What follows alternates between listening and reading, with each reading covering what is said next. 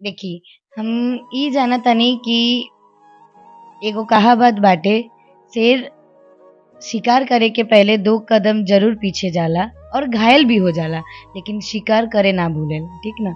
तो हम ये कहब कि हमरा संगे कुछो हो गइल रहे, लेकिन हमर जनता, हमर माता-पिता और भगवान हमरा के इतना गट्स और इतना पावर देले बा कि हम ई सब मतलब ई सब जो माहौल था ना, वजह से हम निकल के आ पाइनी और आज सब लोगों के सामने काम करतानी और वही वही शुरू शून्य से शुरू करे के जो मतलब एक मजा बा ना, वो आज मिला। लेकिन पवन सिंह जी ऐलान कर दिले बने कि हम चुनाव लड़ब त लड़ब।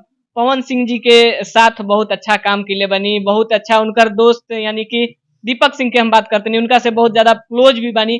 पवन सिंह जो टिप्पणी कर दिले बने या फिर जो कमिटमेंट कर दिले बने वो पूरा करी हैं कि ना?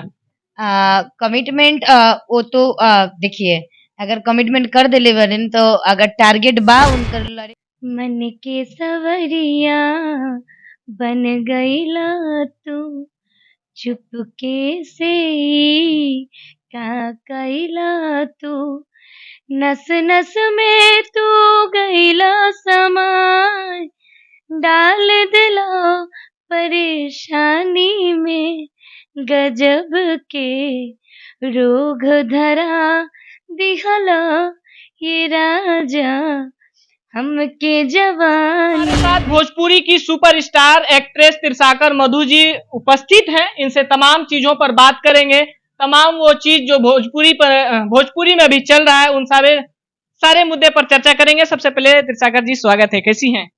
मैं बहुत अच्छी हूँ और BH न्यूज देखने वाले सारे दर्शकों को गोर छुके गोर लगा देना। आजकल आपका कैसा चल रहा है कैरियर? भोजपुरी में बड़ा कंटाप बोली हैं, गुड़ चुके गुड़ लागत नहीं। तो भोजपुरी के समाज के नाते पूछल चाहत कि भोजपुरी में आजकल का चलता राहुल? गर्दा ही गर्दा मचाता हर जगह। करना ही करना मच रहा है। देखिए, अभी हम लोग सेट में बानी जा, कोशिश करत तनी, ठीक? अभी हम लोग सेट में बानी जा और बहुत ब्लास्ट ब्लास्ट गाने के हम लोग शूटिंग करत तनी और आशा करत तनी कि ये गाना मार्केट में आई तो धमाल जरूर मचाई। चलिए हमने के आज के इंटरव्यू भोजपुरी पर हुई और भोजपुरी शब्द से ही हुई, कहे से कि भोजपुरी में कहीं ना कहीं तिरसाकर जी के हर वो कलाकार और हर वो श्रोता, हर वो दर्शक जाने ला, पहचाने ला। कहे से कि तिरसाकर मधु जी के कहीं ना कहीं एक्टिंग के सब लोग फैन बढ़ुए। जे फैन बढ़ुए कमेंट बॉक्स में जरूर बताइम। सबसे पहले तिरसाकर जी, पहले मैं ये बताऊं कि मेरा पहला कोई इंटरव्यू होगा, मैं भोजपुरी में कोशिश फिर करूंगी। हिंदी में बोल रही हैं, ये गलत बात है। हमारे भोजपुरी में बोलिए। हमारी ये पहला इंटरव्यू हुई जो ना इंटरव्यू भोजपुरी में होता है जो। चलिए सीखला से ही सब कुछ सीखल जाला। ऐसे आज प्रयत्न रही कि हमनी के बिल्कुल सही बोल रहल बनी, आज भोजपुरी में ही होको। लगातार ब्लॉग के माध्यम से लगातार गाना गा रहल बनी, लगातार एल्बम में धमाल कर रहल बनी। कहाँ से इतना सारा एनर्जी खोज खोज के ले आ रहल बनी? ये सब प्यार और मोहब्बत बाटे दर्शक के और वजह से एनर्जी मिला था हमके और हम चाहब कि इससे बढ़िया बढ़िया गाना हमके करे के मिलस और हम और बढ़िया काम करके इन लोगों को दिखा पाई। तिरसाकर जी, राउर एक तो एक्सीडेंट हो गई रहे, एक्सीडेंटे बोलल जी हमनी के भाषा में, भोजपुरी भाषा में। ओकरा बाद से जर्नी फिर से स्टार्ट कनी, कितना स्ट्रगल करे के पड़ल?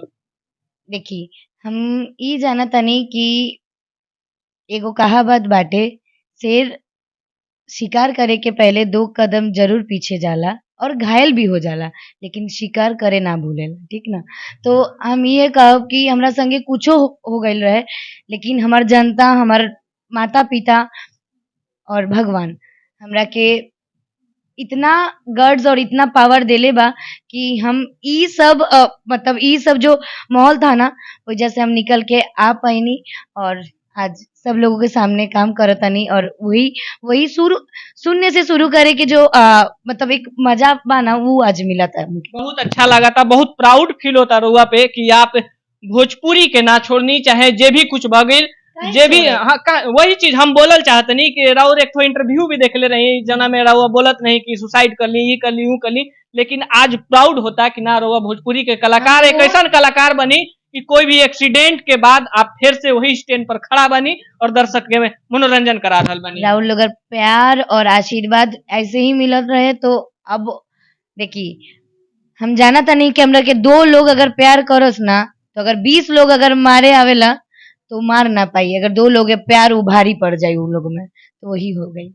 भोजपुरी के श्रोता खातिर का हम जे भर भर के प्यार दोबारा से रउआ के दे रहल बड़ुए, उ सब चीज के भूल के एक अच्छा नजरिया से फिर से रउआ के एक बड़ा स्टारडम दे रहल बड़ुए। देखिए हम जनता से हमेशा इहे कहतनी कि हमरा हमके जितना भी प्यार मिलता और जितना भी प्यार मिलल रहे पहले, उ प्यार हमरा खातिर एनर्जी बूस्टर के काम करेलन। और इ लोग का प्यार देख के हमरा के ई ना कभी दिमाग में आवेलन कि एजा छोड़ के हम दूसरा काम करब, या यहाँ से फुर्सते नहीं खे हमके। तो इतना प्यार मिलला के बाद अब कहीं छोड़ के जा पाएंगे? तो वैसा नहीं है।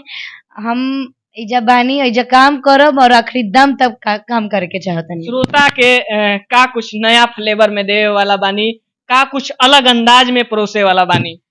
श्रोता के यही कहब कि हमरा तरह से मतलब हम अपन एगो नया कुछ शुरू करे के चाहतनी। उमे राउर लोग के सपोर्ट चाही, आशीर्वाद चाही, ढेर सारा प्यार चाही। वो अभी का बा वो हम अभी बोलब ना, सस्पेंस रखब और बहुत जल्दी आप लोग को पता चल जाई वो का बाटे। अच्छा, एक राउर चैनल चलता त्रिशा एंटरटेनमेंट करके, त्रिशाकर मधु ऑफिशियल का भोजपुरी के एक सेकंड भोजपुरी के अभी एक कला एक्ट्रेस बनी जिनकर बहुत बड़ा अभी चैनल चल रहा बुढ़े, बहुत बड़ा ब्रांड हो गई बुढ़े, ओ टाइप के कुछ त्रिशाकर जी लाइनअप करके रख ले बनी का? हम केहू के ना कॉपी करी ना, अगर केहू के कॉपी करे के होता ना तो हम सबसे पहले माधुरी दीक्षित मैम के बहुत बड़ा फैन बनी जा, हम उनका के पहले कॉपी करब। और हम आज तक हमके न लगत कि हम केहू के कॉपी करीला, और ये आदत तो नहीं है। हमार चैनल बाटे, थोड़ा बहुत काम चलत अब उमे, और ऐसा नहीं है कि उमे हमारे गाना बाटे हमें करब, ऐसा नहीं है।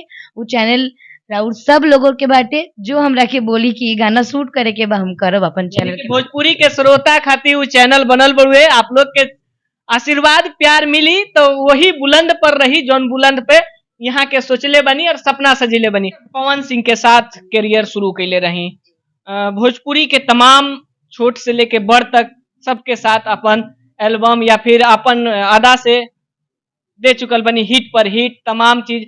अब का फिर से वही दौर शुरू हो रहा बड़ुए, या फिर कुछ लोग बैक चीज के डिनाई करता? देखी अब केकर माइंड में का चलता वो तो हम जानत नहीं की, काहे कि हम भगवान नहीं की। अब हमार काम बा कि मेहनत करे के, हम मेहनत ही ना कर पाई, अब फल जो मिली वो आशीर्वाद राउर लोग के, फैन लोगों के आशीर्वाद और हमारे इंडस्ट्री का आशीर्वाद रही तो गाना अच्छा करे के मिली। बाकी हम चाहता नहीं कि हम साफ सुथरा गाने के करे के मिलस और अच्छा गाना करे के मिलस और अच्छा गाना हम पब्लिक के बीच में ला पाई, ई मोटिव है हमार। बाकी ई मोटिव ना हो कि एकरा संगे काम करेगा वा ओकरा संगे काम करेगा। हम सब लोगों के साथ काम कर चुकल बानी। अगर हमार काम में कोनो, देखिए इंडस्ट्री बाटे सबके आवे के मौका बा, लेकिन हमेशा टैलेंट के मौका देवे के चाहिए। वो टैलेंट राउर दिखेला एल्बम में, यही से हम ये सवाल पूछनी है कि का वो सब चीज के वजह से लोग इग्नोर करता या फिर टैलेंट के मौका मिल रहा बड़ू? अब रवा लोगों के का कहीं, हम रवा देख पावत नहीं और वो लोग देखे नहीं के पावत। अब हम और काम ही ना कर सकत नहीं कि और काम करब और बेहतर करब तब वो लोग बुलाई। बाकी सब हमार दोस्त बाटे, सबसे जब मुलाकात होला सबसे हंस के बात होला, और ऐसा कोनो वो नहीं कि हमार मन में कि इनकर संगे काम नहीं के कर पावत उनका। हम सब लोगों से काम करके बैठ चुकल बनी। अब हम चाहता नहीं कि हमारा पास और अच्छा काम मिले, और जो लोगों को मेरा सपोर्ट चाहिए, जिन लोगों को हमरा से कोनो उम्मीद बा, उन लोगों का हम सपोर्ट करी। बड़ा पर्दा पर सुनने में आ रहल बुढ़ुए की बहुत जल्द राउर चेहरा दिखे वाला बुढ़ुए, का राज बुढ़ुए? थोड़ा हमारे दर्शक के बीच एगो बायोपिक कैले बनी हम, एगो लॉयर के विषय में, उनका जीवनी के विषय में। वो मूवी जल्द आवता और एगो 2 दिन बाद जाता नहीं करे के, वो बायोपिक बाटे, भोजपुरी और हिंदी दोनों में आई। उनका नाम अभी ना बोलब काहे कि हम शूटिंग करे के जाता नहीं, अभी शुरुआत नहीं के भइल। और लोग के आशीर्वाद रही तो बहुत अच्छे से हम शूट करब और बहुत जल्दी आप लोगों के बीच आई हूँ। भोजपुरी के बात होके त्रिशाकर जी, अभी एक छोटा सा क्लिप वायरल हो रहा बुढ़ुए नेहा सिंह राठौर के, जे की भोजपुरी के स्तंभ अभी हमनी के बीच मानल जाने पवन सिंह जी, खेसारी लाल यादव जी, उनका पर टिप्पणी कैले बानी कि वो लोग कहीं चौक चौराहा पर मिल जास तो 4 चप्पल घींच के मारे के चाही। कौन नजरिया से देखा तनी, का वो जी टिप्पणी के लिए बड़ी, ठीक के लिए बड़ी या खराब के लिए बड़ी? सबसे पहले जे टिप्पणी करता ओकरा के हम जानत नहीं नहीं जाना की। और दोसर बात वो भोजपुरी में काबा काबा करे नहीं, अब यूपी में काबा, बिहार में काबा। अब का बा का नइखे वो उहे जानस, हम उनका के जानत नहीं की। अगर वो हमरा के देख के रुकी तो नेहा सिंह जी अगर ये वीडियो देखा तनी तो ये हमारी भोजपुरी की, आपको हिंदी में समझा देते हैं, कैसे कि आप भोजपुरी में कहते हैं कि 4 चप्पल मारेंगे, तो ये हमारी भोजपुरी की बहुत ही अच्छी एक्ट्रेस, बहुत ही सुंदर एक्ट्रेस है, जो आपको नहीं जानती हैं, जो आप भोजपुरी में कहते हैं कि यूपी में काबा बाबा, बिहार में काबा, जो आप इन सब चीजों को लेकर वायरल होती हैं, ये भी नहीं जानती हैं। अब अपन टिप्पणी उनका के सुनाई जरूर। हमार कोनो टिप्पणी नहीं खे, हम बस ये कह कि हम उनका के जानत नहीं की। देखी हम केहू के नहीं की जानत तो ये हमार पाप तो नहीं की ना कि हम उनकर संगे कामो नहीं की करनी, उनकर गाना ना हमरा के मिलल रहे तो हम कैसे जानब, सबसे पहला बात।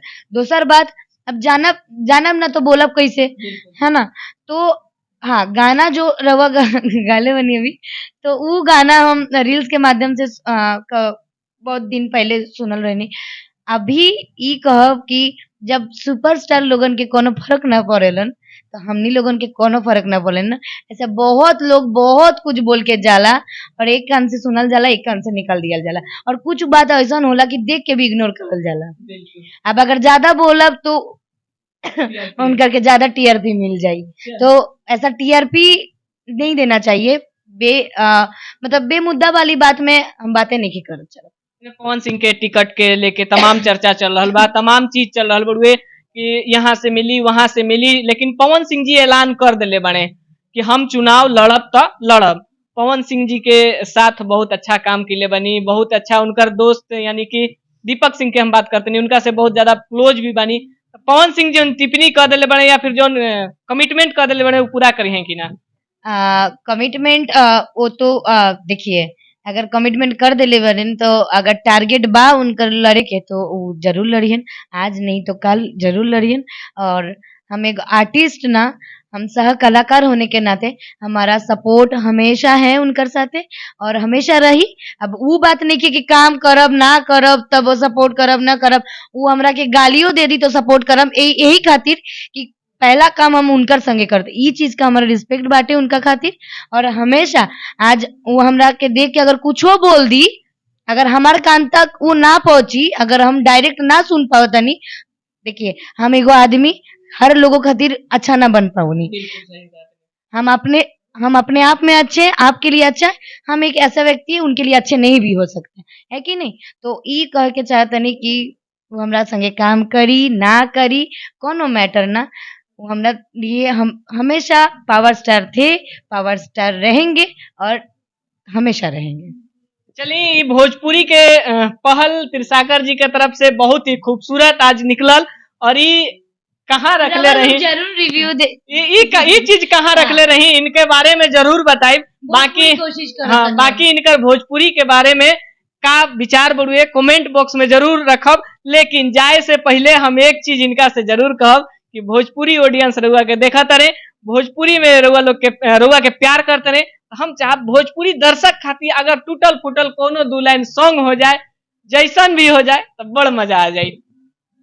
एगो गाना बा कल्पना जी के जो हम हमेशा सुनिल, मन के सवरिया बन गईला तू चुपके से का कैला तू, नस नस में तू गईला समाय, डाल दिला परेशानी में, गजब के रोग धरा दिहला ये राजा हमके जवानी में। बहुत खूब, बहुत खूब। का आप लोग के ये गाना पसंद आइल तो कमेंट बॉक्स में जरूर लिखब। बाकी इनका गाए के चाही कि ना गाए के चाही, गाना इनकर सुने खातिर वो लोग इंतजार करब कि ना, कमेंट बॉक्स में जरूर अपन प्रतिक्रिया दब। फिर मिलब कोई और खबर के साथ, तब तक खातिर जय हिंद।